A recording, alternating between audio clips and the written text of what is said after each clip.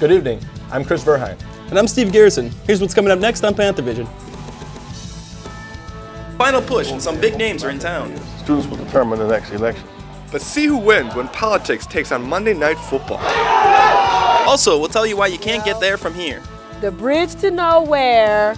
See why students across the state flock to UWM's field station. All that and more coming up on tonight's edition of Panthervision. From the University of Wisconsin-Milwaukee, this is UWM Panthervision.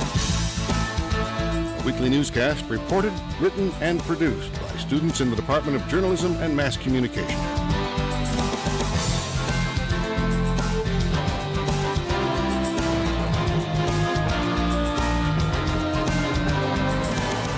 And now, the news. With less than a week to go, the all-out push for your vote is on. Both presidential candidates will be in the state this week, as well as some other big names. We'll start our Your Vote 2012 coverage tonight with reporter Amy Watanabe. I have a dream that one day down. He marched with Dr. King in 1965, but today he's with students. Today we march students a mile to vote today. Wisconsin is one of 35 states that participates in Early voting going on starting Monday, October 22nd through Friday, November 2nd. Reverend Jackson says that young America is alive. If students come alive and vote their hopes and choose futures over funerals, and vote their hopes, not their fears, students will determine the next election. Students like Lamar Williams. I see a lot of people that's my age and older, like not doing nothing, like going to the negativity of drugs and gangs. I can't do that. I see myself doing something very positive with my life. Inspired by Reverend Jackson, Lamar urges his friends. I'm trying to tell a lot of them they need to vote. I just hope that we can make a difference, with our votes. Trapper Shep is playing on tour with the Wallflowers on Election Day, but he says that won't stop him from voting. There's been a lot of bloodshed in this country, so we have the right to vote. So this is the land of the free, and I think there's no excuse for not voting and being apathetic about this. This is too important of a time in America to not vote. And Reverend Jackson agrees. What makes America great? The right to fight for the right. So use your right to vote. In Milwaukee for Panthervision, I'm Amy Watanabe. About 2,400 people voted on Milwaukee's first day of early voting. The race in Wisconsin is neck and neck, and both candidates are making a final push to win the state. Republican challenger Mitt Romney is in Milwaukee today, and President Obama will visit Green Bay tomorrow. Universities carry a large number of first-time voters, but perhaps the political race isn't at the top of everybody's minds. Tom Momberg has a story as we continue our Your Vote 2012 coverage. The campus bar always attracts people in as much of a variety as the beer they have on tap. During election season, it has served as a hotspot for those wanting to engage with the televised presidential debates. Even though there's a debate tonight, most students are finding interest in something more usual to them. I was watching the football game, actually, Monday Night Football. Senior John Zignago says that he feels disenfranchised with the political system. Totally. I mean, if you go onto the gas house right now, they have the football game on and not the debate on. The game is an NFC North, but it's certainly not a Packer game. There's something wrong in that. We're electing a president here, and we'd rather watch a football game. With game highlights over the speakers, those watching the debate listen to presidential nominees hammer at each other over foreign policy on the portables. Richard Tijerina, with Advocates for Choice at UWM, has held a gathering down here for students in each one of the debates. With over 100 people for the first and 50 for the second, tonight those not watching the game seem few and far between. Even fewer are the Romney supporters. The two vocal ones that were here kind of left in a hurry once they, I think they might have felt a little outnumbered. Regional field organizer for United Council, Neka Akubeze, says that students aren't disenfranchised as compared to 2008 and may have yet to play a significant role in the election. I think the crucial part, right, is that we don't take this as a sign that students are apathetic or that students don't care, but that students are students, right? Not that alcohol and politics should ever mix.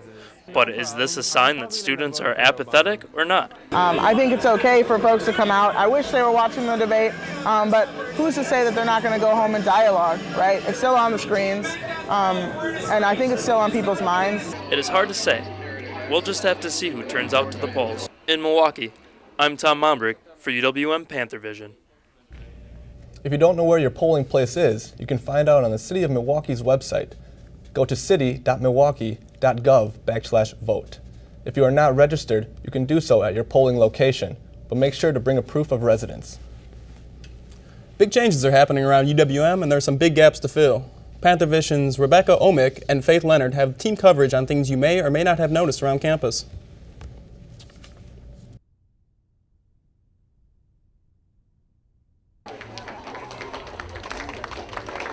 This would be the first new it's a little crazy. Sometimes you have to have people help you guide you get through so you don't scrape against the car.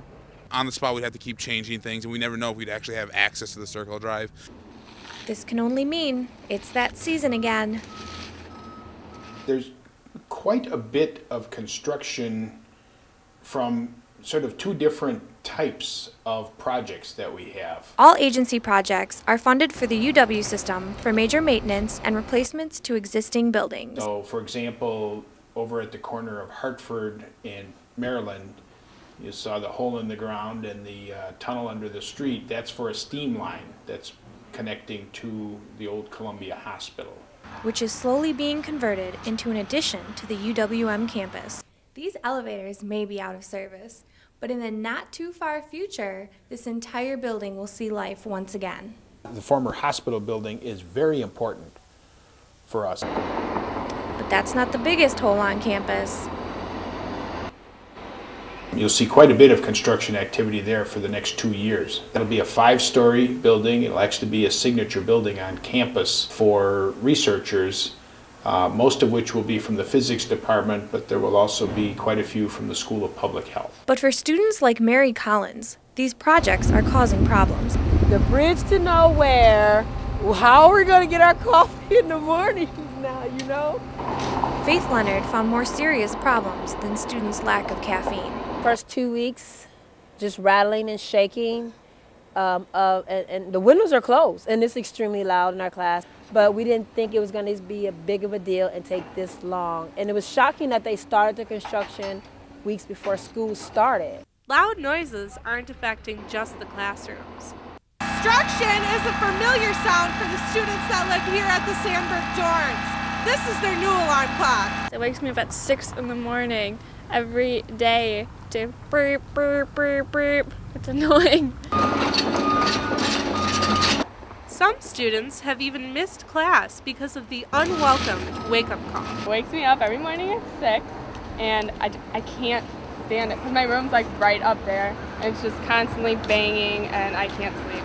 Jeff Hurtado says that this is just something the students will have to grin and bear with. Can you start work at 9 or 10 o'clock in the morning so the students can sleep in? Sorry, that would cost us way too much money. Sandberg residents are frustrated. I wake up every morning at like 6:30 to the sound of jackhammers and stuff like that, so it's hard to sleep. Can't get my full night's rest in. Students living at Sandberg will have to learn to cope with the fact that they can't hit snooze on the projects surrounding their dorms. In Milwaukee, I'm Faith Leonard for Panthervision. Some of the construction is actually running ahead of schedule. The Chancellor was expecting groundbreaking for the Kenwood Interdisciplinary Research Complex to happen in December, but it took place this week.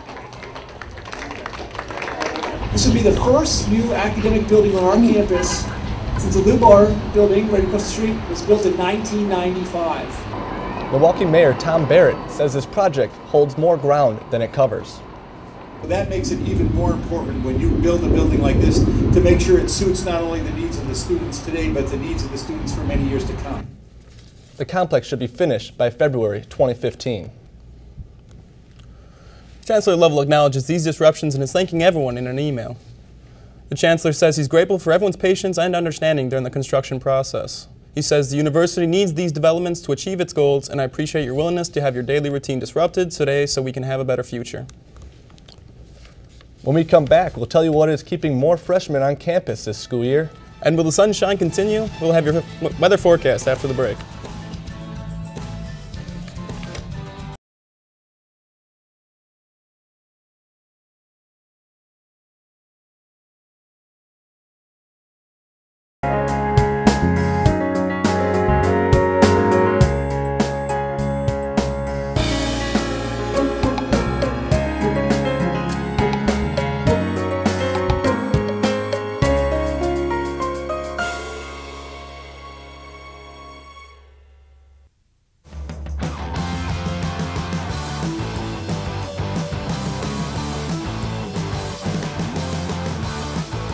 This is where powerful ideas lead to proven results.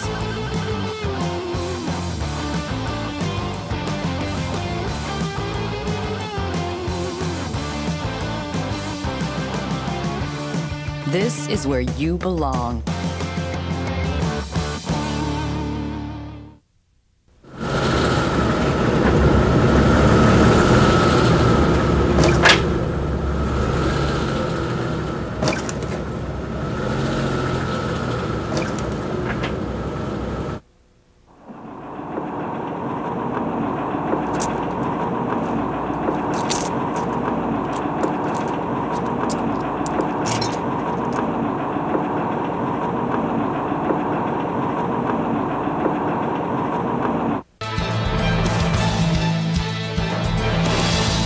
Thanks for watching UWM Panthervision, Judge Best Student Newscast by the Northwest Broadcast News Association.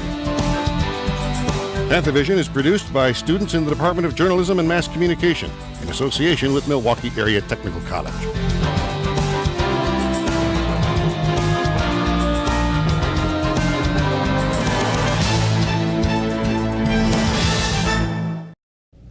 UWM is recruiting its next freshman class. The university held its annual open house this past Friday and Saturday in the Student Union. The event is aimed at recruiting incoming freshmen, and participants were allowed to meet with faculty and interact with hands-on displays. Academic advisors were on hand to talk to parents and students. Prospective students could also learn about student life and financial aid opportunities. Current UWM students were also there to answer any questions. For decades, the University of Wisconsin-Milwaukee has given first-year students the freedom to choose where they want to live. But as Panthervision's Norma Ortiz reports, restrictions are now being enforced to help fill campus housing. College can be a new and exciting experience for first-time freshmen. But a new policy, though, at the University of Milwaukee, Wisconsin was enforced, requiring first-time freshmen to live on campus. Director of University Housing, Kelly Haig, says that although this policy is enforced, students can still exempt. If a person is a freshman, a first-time freshman, they are bound by the residency requirement. Okay. There are some things that would make them exempt from the residency requirement. That includes being a parent, being over 21, being a veteran, those kinds of things. We have a full list on our website. But While the policy was always mandated through the UW system, it wasn't strictly enforced until 2012.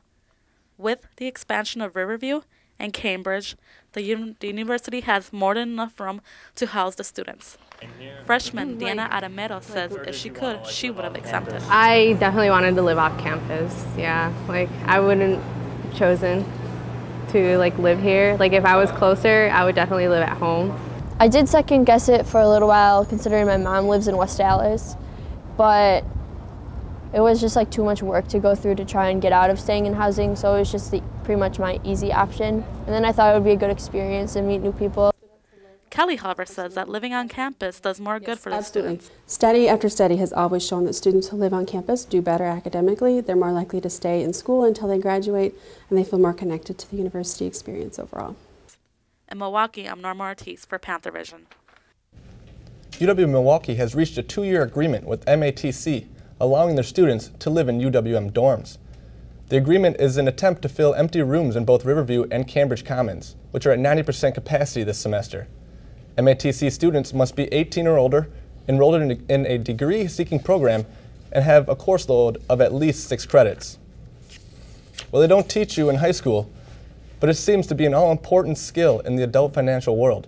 In tonight's MATC report, Samuel Eng tells us about the higher education's take on student budgeting.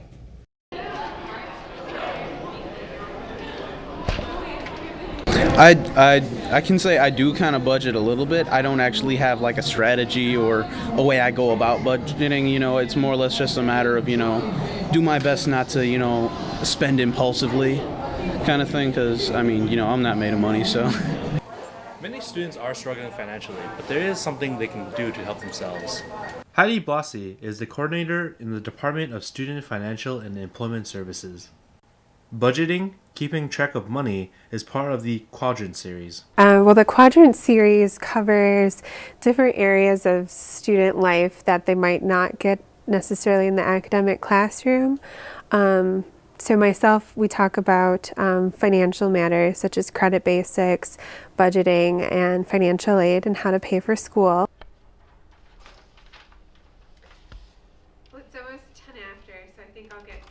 With our students, especially even ourselves, we all have limited amounts of money, you know, and we do see that putting a lot of stress on the students when they come to our office. So this presentation is really to help students, and if you can pass on the message, that would be great, just to learn how to save their money and spend their money wisely and make wise choices when it comes to that.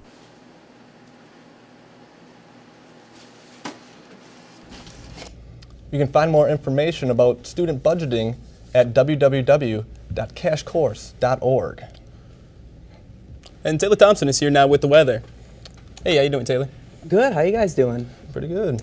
So last week I was really excited because there was a lot going on weather-wise around here, but this week it's the complete opposite. So it's kind of like a George Costanza doing the complete opposite.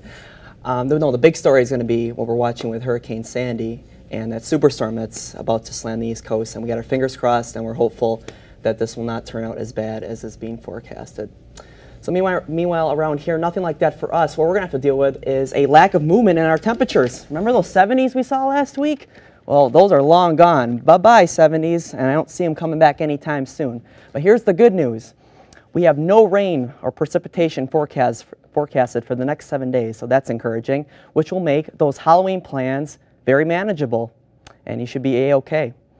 So this morning we have seen sunny skies. We've seen temperatures in the upper 30s. We've seen also seen some wind develop, which has given a little bite to that temperature. And the dew points in the upper 20s, and our barometric pressure is at 30. And as we look ahead to the rest of the afternoon, those sunny skies will continue along with those chilly temperatures and light winds. Now last night we saw very chilly temperatures in the Northwoods. We saw 20 up in Rhinelander. We saw 23 in Eau Claire, 29 in Green Bay. Meanwhile, down here in the Mill, we are hovering around freezing. And as we move through the afternoon, we're going to see those temps increase up to 43 in Rhinelander, 48 in La Crosse, and as well as 48 here in Milwaukee. Now for tonight, we're going to see a few clouds begin to develop. Those winds will stay steady, and those lows will be around freezing. And for tomorrow, we will see more of an increase in those winds. We'll have to watch to see if the National Weather Service issues a wind advisory, as we're going to see gusts up to near 40 miles per hour. Our highs are going to be upper 40s. And for that spooky Halloween forecast, looking pretty good for those trick-or-treaters, anyone else with those Halloween plans. Highs near 50 degrees and light winds as well. As we move ahead into that extended forecast, we're going to see pretty much a broken record continue. Thursday, sunny. Friday, sunny. Saturday, sunny. Can you guess what Sunday is going to be? Oh, I don't know. Maybe a little bit of sunny. But at least those temperatures will begin to moderate. We'll move into the mid-50s by Saturday. So pretty much not a lot of activity, but you know, for those who were complaining about that rain last couple of weeks, that's going to move away for a while. So it's pretty much average October weather now. Very typical, same as we move into November after Wednesday. All right, thank you. Thank you. The LGBT Resource Center is celebrating its 10th anniversary this year. The center provides a safe and welcoming space on campus for LGBT students and their allies. All UWM students are welcome in the Resource Center. You can stop by and join the email list and receive weekly updates about events and programs. MATC is making efforts to keep the air clean. One of the ways they're doing this is by banning smoking on the downtown campus. MATC's Brendan Hammis has the story.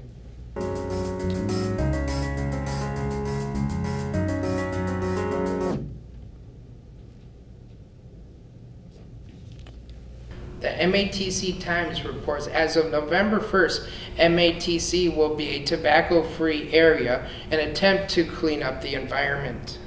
Tobacco-free policy was actually approved in June, and it was an initiative by the college's Indoor Air Quality Committee and student government. So it's an initiative to help create a healthy and safe learning environment and working environment, and also an environment for our visitors to the college as well. The research is pretty evident of the danger of tobacco use, not only to the users, but to bystanders as well. And it's becoming more and more prevalent for public institutions to restrict or prohibit use of tobacco or tobacco products. And our district board supported the move to go tobacco-free, and hopefully there will be benefits certainly on Thursday, November 1st when it happens, and then moving forward as well. It'll help from a cleanliness standpoint. It'll help from a standpoint of frequent complaints that the college would receive from people having to walk through a cloud of smoke to come into campus and to be affected even if you're a bystander. So there are a lot of benefits to the health and safety of our students and employees, and then also to our physical grounds as well. This is Brandon Hommons for Panthervision. The ban takes effect on November 1st. The new rule comes 6 years after the 25-foot rule of 2006, which prohibited smoking near campus entrances. When we come back, we'll tell you how the women's soccer team fared in their quest for another regular season title. And we'll show you which UWM research site is home to more than 200,000 sleeping creatures.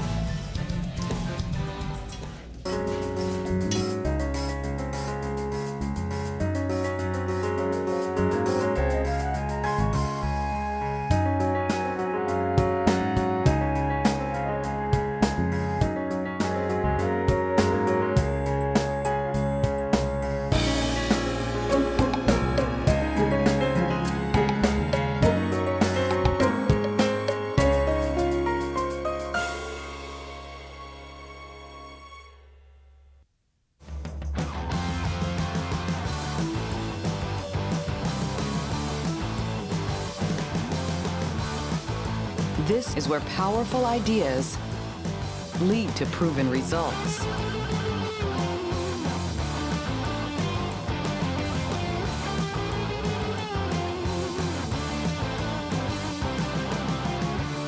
This is where you belong.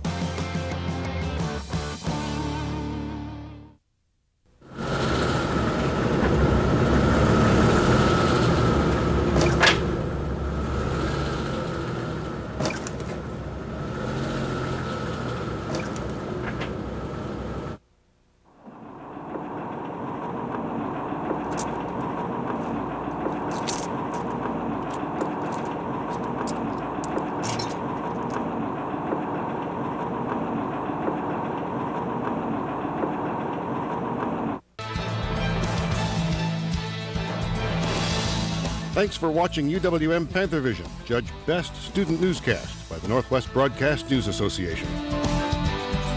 Panthervision is produced by students in the Department of Journalism and Mass Communication in association with Milwaukee Area Technical College.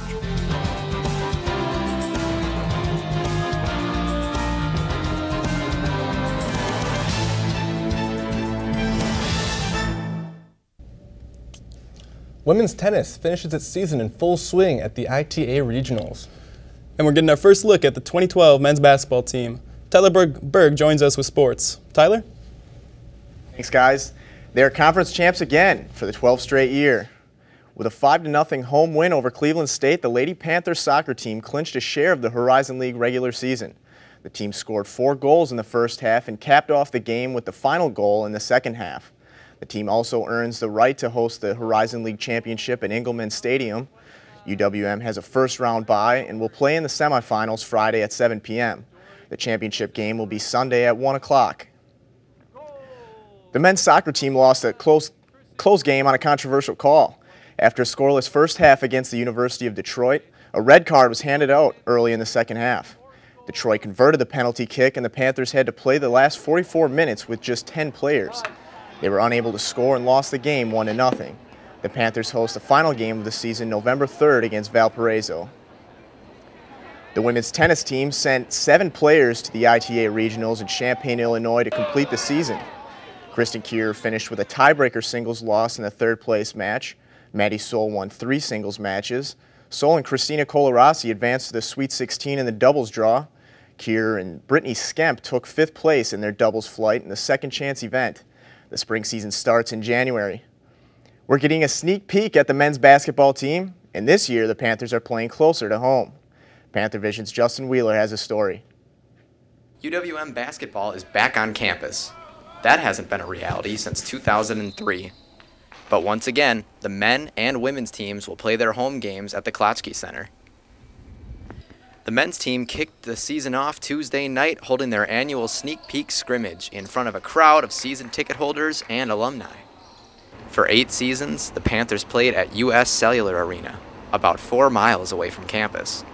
With the Klotsky Center so close by, former player Robert Sanders is excited for students to once again be involved with Panther basketball. When we used to play here, it felt like more of a home court advantage. Like, if you go to US Cellular, you might not get all the students there, but when you play in the Klotsky, all the students are going to come here, and it's all the fans sitting right on your opponent. Jim Woody has been coming to Panther games for 30 years. He says getting to the games should be much easier at Klotsky. We had problems parking downtown, and more expensive too. Players stuck around after the scrimmage to sign autographs and meet with fans. The players say students cheering them on will be the key to this team's success. All they have to do is just walk to the K and then come watch us play, and we need that support too. Like, we want all of them to come out and come see us play, support us. Head coach Rob Jeter says the team has great chemistry and should be entertaining to watch this season. Hopefully we can really drum up the energy early. I know late in the season for us when we played our league game here, it was rocking. The Panthers host UW Parkside in an exhibition game on November 5th, with the first regular season home game coming November 9th against University of Mary. In Milwaukee, I'm Justin Wheeler for Panthervision. The women's volleyball team will try to turn things around this week. The team is coming off 2 consecutive losses, this latest coming at the hands of UW Green Bay. The team started off the game strong but could not keep up with the Phoenix. The Panthers won the first set and started strong in the next 3, but UWGB eventually won 3 out of 4 matches. The Panthers have a busy week ahead. They host Marquette on Tuesday, UIC on Friday night, and Loyola Saturday afternoon. That's all for sports. Back to you, Chris. Thanks, Tyler. The UWM campus is a concrete jungle, but as I found out, some studies require a little less of an urban environment. Although most students will never see it, one of UW-Milwaukee's most actively researched sites sits at the corner of Knollwood and Blue Goose Street. 350 acres of natural wilderness located 30 miles north in Saukville was donated to UWM in 1965 from the Nature Conservancy. Dr. James Reinhardt is the director of the field station. And I've been here for 32 years. And I was 1 semester from a degree in civil engineering, but I was working at a place where I started going out in the field with a friend of mine who was a graduate student and just got fascinated by plant ecology. So I declared a new major and became a plant ecologist. Beyond all of the natural beauty, the field station is home to multiple research studies from bird mating patterns to water quality. It's not uncommon to see students come from UW-Madison, Carroll University, and even out of state to study the native species. 30 miles to the west of the field station, just past Freedom and Town Hall Road, is the small town of Hubbard. Population under 2,000. Hubbard is home to the Nita Mine. This mine has laid dormant since 1914, but still serves a purpose to this day. The Nita Mine is home to one of the largest bat hibernation sites in the entire Midwest. It's estimated that 200,000 bats live right behind these grates. The field station, along with the Wisconsin Department of Natural Resources, monitor the environmental conditions and bat activity in the mine. Even though winter is coming and the plows will soon be put away, the research will continue. From the country back roads, I'm Chris Verheyen for Panthervision. Well, thank you for joining us for this edition of Panthervision. You can watch us anytime on Time Warner's Wisconsin On Demand Channel 411. You can also see us on Time Warner Channel 14 and AT&T UVerse Channel 99 at 5:30 on Wednesdays and Fridays.